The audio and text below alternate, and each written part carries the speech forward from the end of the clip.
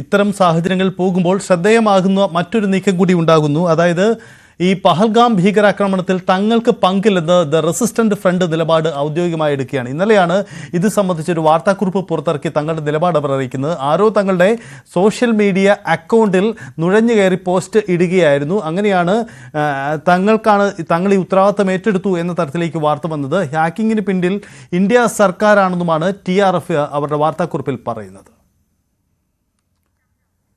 ഷംന ചേരുന്നു. ഷംന, വളരെ ഒരു പ്രധാനപ്പെട്ട നീക്കമാണ്. കാരണം ഇതുവരെ ഈ റെസിസ്റ്റന്റ് ഫ്രണ്ടിനാണ് ഇക്കാര്യത്തിൽ പങ്ക് എന്നത് അവർ ഔദ്യോഗികമായി സ്ഥിരീകരിച്ചതാണ്. അതായത് പഹൽഗാം സംഭവം ഉണ്ടായതിന് തൊട്ടു പിന്നാലെ തന്നെയാണ് ആ ഉത്തരവാദിത്തം ഏറ്റെടുത്തവർ മുന്നോട്ട് വന്നത്. ഇതിന് പിന്നാലെയാണ് ഈ ആർട്ടിക്കിൾ 370 പിൻവലിക്കലും അതുമായി ബന്ധപ്പെട്ട നീക്കങ്ങൾക്ക് പിന്നിൽ ആ തീരുമാനമാണ് ഈ സംഘടനയുടെ രൂപീകൃതമായതിൻ്റെ കാരണവും പിന്നീട് അവർ നടത്തിയ നീക്കങ്ങളും ഒക്കെ ചർച്ചയായത്. ഇപ്പോൾ ഈ പിന്നോട്ട് പോക്കിന് പിന്നിൽ സംഭവിച്ചിരിക്കുന്നത് എന്താണ്? ഒരുപക്ഷെ പ്രാദേശികമായി മിലിറ്റൻസിനെതിരെ വലിയ പ്രതിഷേധം കശ്മീരിൽ ഉണ്ടാവുന്നുണ്ടല്ലോ, അത് മുന്നിൽ കണ്ടുകൂടിയാണോ ഇവരുടെ പിന്നോട്ട് പോക്കിനെ കാണാനാവുക?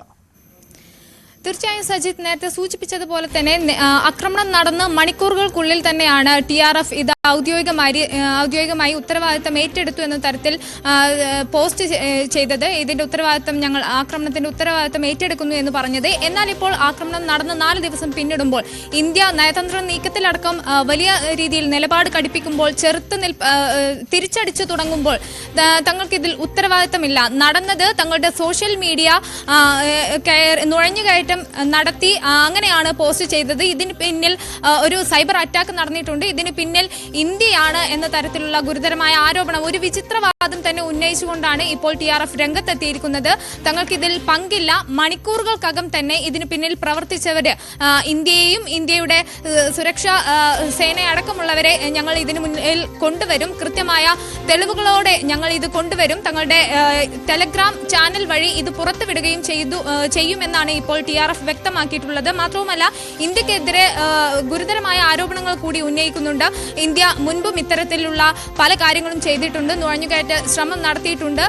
ഇത് കാശ്മീരികളുടെ ഒരു മനോഭാവത്തെ തകർക്കാൻ, അല്ലെങ്കിൽ കാശ്മീരിലുള്ള തങ്ങളുടെ ചെറുത്തുനിൽപ്പിനെ പ്രതികൂലമായി ബാധിക്കാവുന്ന തരത്തിൽ അങ്ങനെയുള്ള ഇന്ത്യയുടെ മനഃപൂർവ്വമായ ഒരു ശ്രമമാണ്, ഇന്ത്യ തന്നെയാണ് ഇതിന് പിന്നിൽ എന്നാണ് ഇപ്പോൾ TRF വ്യക്തമാക്കുന്നതും.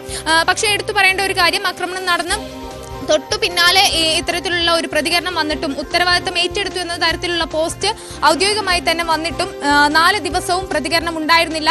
പിന്നീട് ഇന്ത്യ നിലപാട് കടുപ്പിച്ചതോടെ ഈ ഭീകരവാദികളുടെ വീടുകൾ അടക്കം തകർക്കുന്നു, നയതന്ത്ര നീക്കങ്ങളിലടക്കം നീക്കങ്ങൾ കടുപ്പിക്കുന്നു. ഇങ്ങനെയുള്ള ശക്തമായ ഒരു നിലപാട് ഇന്ത്യ എടുത്തതോടു കൂടിയാണ് ഇത്തരത്തിലുള്ള ഒരു പ്രതികരണം വന്നിരിക്കുന്നത് എന്നതും ഏറെ ശ്രദ്ധേയമാണ്.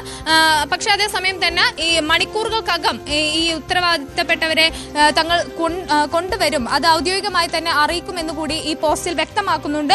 എന്തായാലും ഇപ്പോൾ ഈ TRF വ്യക്തമാക്കുന്നതനുസരിച്ച് സൈബർ നുഴഞ്ഞുകയറ്റമാണ് നടന്നത്, ഇന്ത്യയുടെ കൃത്യമായ പ്ലാനിംഗ് ഇതിന് പിന്നിൽ നടന്നിട്ടുണ്ട് എന്ന് വ്യക്തമാക്കുന്നു. പക്ഷെ അപ്പോൾ ഉയരുന്ന ചോദ്യം, അങ്ങനെയെങ്കിൽ ഈ 4 ദിവസം തങ്ങളുടെ ഔദ്യോഗിക സൈറ്റുകളിൽ അടക്കം ഉത്തരവാദിത്തം ഏറ്റെടുത്ത ഒരു പോസ്റ്റ് വന്നപ്പോൾ 4 ദിവസം TRF എന്തുകൊണ്ട് പ്രതികരിച്ചില്ല എന്നതും വളരെ പ്രധാനപ്പെട്ട ഒരു ചോദ്യമായി തന്നെ ഉയരുകയാണ് സജിത്ത്. അതാണ് സാഹചര്യം. എന്തായാലും ഷംന സൂചിപ്പിച്ചതുപോലെ ഈ TRFന്റെ പിന്നോട്ട് പോക്ക് അത് മുമ്പെങ്ങും ഉണ്ടാവാത്ത തരത്തിൽ കശ്മീർ വാലിയിൽ നിന്നും ഈ ടെററിസ്റ്റിനെതിരെ വലിയ പ്രതിഷേധമുണ്ടായ സാഹചര്യം അത് മുന്നിൽ കണ്ടുകൂടിയാവാം. കാരണം ആദ്യം സാധാരണ തീവ്രവാദികളുടെ പൊതുനീക്കം അക്രമമുണ്ടായി തൊട്ടു പിന്നാലെ ഉത്തരവാദിത്തം ഏറ്റെടുക്കുന്നതാണ്. പഹൽഗാമിലും സംഭവിച്ച അതാണ് പിന്നീട് കണ്ടത്. പക്ഷേ ഒടുവിൽ അവർ പിന്നോട്ട് പോയി. പഴി കേൾക്കുന്നത് ഇപ്പോൾ ഇന്ത്യൻ സർക്കാർ അവരുടെ അക്കൗണ്ടിൽ തുഴഞ്ഞു കയറി ഇത്തരം നീക്കം നടത്തിയെന്ന ആരോപണമാണ് അവർ ഉന്നയിക്കുന്നത്. എന്തായാലും ഈ പിന്നോട്ട് പോക്ക് സ്വാഭാവികമായും അവിടെ പ്രാദേശികമായി ഉണ്ടാകുന്ന നീക്കങ്ങൾ കൂടി കാരണമായി എന്ന് വേണം മനസ്സിലാക്കാൻ. എന്തായാലും ഇന്ത്യ ഇക്കാര്യത്തിൽ പ്രതിരോധ നീക്കങ്ങൾ ശക്തമാക്കിയാണ്. നേരത്തെ സൂചിപ്പിച്ചതുപോലെ നയതന്ത്ര തലത്തിലും ഒപ്പം പ്രതിരോധ തലത്തിലും ഇന്ത്യയുടെ നീക്കങ്ങൾ അതീവ ശ്രദ്ധേയമാണ്. രാകേഷ് വീണ്ടും ചേരുന്നുണ്ട്. രാകേഷ്, പാകിസ്ഥാനികൾക്ക് രാജ്യത്ത് നിന്നും മടങ്ങിപ്പോവാൻ ഇന്ത്യ മുന്നറിയിപ്പ് നൽകിയിരുന്നു. അത് കൃത്യമായി പാലിക്കപ്പെടുന്നുണ്ടോ എന്ന് ഉറപ്പുവരുത്താൻ ആഭ്യന്തരമന്ത്രി അമിത്ഷാ വീണ്ടും നിർദ്ദേശം നൽകിയെന്നാണ് മനസ്സിലാക്കുന്നത്. ഓരോ മുഖ്യമന്ത്രിമാരെയും അദ്ദേഹം വ്യക്തിപരമായി നേരിട്ട് വിളിച്ച് ഇക്കാര്യങ്ങൾ പാലിക്കപ്പെടണം എന്ന ഉറപ്പ് നൽകിയിട്ടുണ്ട്. എന്താണ് ഇതിൻ്റെ ഒരു പുരോഗതി? നമ്മുടെ അതിർത്തിയിൽ നിന്നും പാകിസ്ഥാനിലേക്കുള്ള ഒരു പലായനം അത് വലിയ രീതിയിൽ നടക്കുന്നുണ്ടോ? സജിത്ത്, ഇന്നലെ മുഖ്യമന്ത്രിമാരുമായി അമിത്ഷാ ചർച്ച നടത്തിയിരുന്നു. ഇതിലാണ് ഓരോ സംസ്ഥാനങ്ങളും ഇത്തരത്തിൽ പാക് പൗരന്മാരുടെ വിശദാംശങ്ങൾ ശേഖരിക്കണം, തുടർ നടപടികൾ കൈക്കൊള്ളണം എന്ന നിർദ്ദേശം അമിത്ഷാ നൽകിയിരിക്കുന്നത്. ഇതിൻ്റെ ഭാഗമായി തന്നെ പല സംസ്ഥാനങ്ങളും അത്തരത്തിലുള്ള നടപടികളുമായി ഈ ഘട്ടത്തിൽ മുന്നോട്ട് പോവുകയാണ്. ഇപ്പോൾ ഏറ്റവും ഒടുവിലായി പുറത്തു വരുന്ന വാർത്തകൾ പ്രകാരം ആന്ധ്രാപ്രദേശ് ഏതാണ്ട് ആന്ധ്രാപ്രദേശ് എന്ന കണക്കുകളാണ് ഈ ഘട്ടത്തിൽ പുറത്തു വരുന്നത്. 250 പാകിസ്ഥാനി പൗരന്മാരാണ് നിലവിൽ സംസ്ഥാനത്തുള്ളത്. അതിൽ തന്നെ 208 പേർ ഹൈദരാബാദ് നഗരത്തിന്റെ പോലീസ് പരിധിയിലുള്ളതാണ് എന്നാണ് ഇപ്പോൾ സർക്കാർ അല്ലെങ്കിൽ DGP അറിയിച്ചിരിക്കുന്നത്.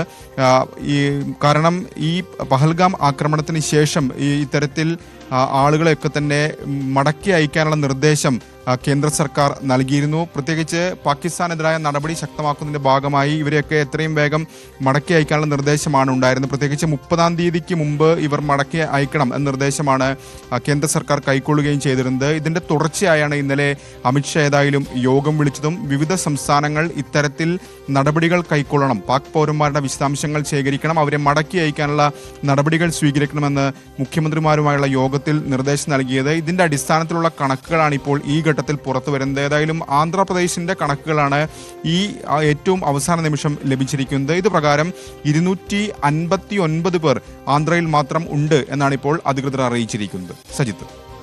യെസ്, അതാണ് സാഹചര്യം. നമ്മൾ ദൃശ്യങ്ങളിൽ കാണുന്നത് ഇന്ത്യൻ നേവി പുറത്തുവിട്ട ആ ദൃശ്യങ്ങളാണ്. ഔദ്യോഗിക ട്വിറ്റർ ഹാൻഡിലൂടെ പുറത്തുവിടുന്ന, എക്സിലൂടെ പുറത്തുവിടുന്ന ഇതിൽ തന്നെ ഇന്ത്യ നമ്മുടെ യുദ്ധസമാനമായ സജ്ജീകരണങ്ങളുമായി കാത്തു നിൽക്കുന്നു എന്നതാണ് സാഹചര്യം. ബ്രഹ്മോസ് മിസൈലുകൾ ഘടിപ്പിച്ചതാണ് യുദ്ധക്കപ്പലുകളിൽ നിന്നാണ് നമുക്ക് മനസ്സിലാവുന്നത്. ആ തരത്തിൽ സജ്ജമാണ് എന്ന് the power in unity, presence with purpose എന്ന് പറഞ്ഞ് ആ തരത്തിൽ ആണ് ഇന്ത്യൻ നേവി പുറത്തുവിടുന്ന ഈ ചിത്രത്തിൽ സുസജ്ജമായി ഇന്ത്യ നിൽക്കുന്നു എന്ന മുന്നറിയിപ്പ് കൂടിയാണ് നൽകുന്നത്. ഇന്ത്യയുടെ നയതന്ത്ര നീക്കങ്ങളും പ്രതിരോധ നീക്കങ്ങളും അതിസുപ്രധാനമാവുന്ന ഘട്ടങ്ങളാണ്. വരുന്ന മണിക്കൂറുകളിൽ ഇത് സംബന്ധിച്ച് സുപ്രധാന നീക്കമുണ്ടാവും. ഒരുപക്ഷെ 11 മണിക്ക് പ്രധാനമന്ത്രി ഇത് സംബന്ധിച്ച് ചില പ്രസ്താവനകൾ കൂടി നടത്താനുള്ള സാധ്യതയുമുണ്ട്.